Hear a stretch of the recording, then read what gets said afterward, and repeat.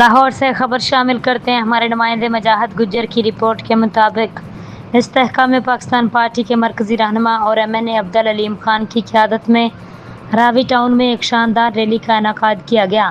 Rally کی قیادت راوی town کے صدر ملک احمد حسن نے کی، جبکہ مجاہد گجر جنرل سیکرٹری کے فرائض انجام دے رہے تھے۔ یہ ریلی بیگم کوٹ چوک سے شروع ہو کر شاہدرہ موڑ تک نکالی گئی، جس میں کارکنان اور شہریوں کی بڑی تعداد نے شرکت کی۔ اس موقع پر ملک احمد حسن نے اپنے خطاب میں پاک فوج کو خراج تحسین پیش کرتے ہوئے کہا، ہماری بہادر افواج نے ہمیشہ ملک کی سلامتی، خود مختاری اور دفاع کے لیے لازوال قربانیاں دی ہیں۔ انہوں نے کہا، پوری قوم اپنی افواج کے ساتھ کھڑی ہے، وطن عزیز کے دفاع کے لیے ہر قربانی دینے کو تیار ہے۔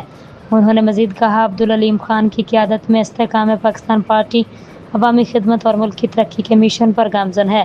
ریلی کے شرکاء نے پاکستان زندہ باد، پاک فوج زندہ باد کے نعرے بھی لگائے۔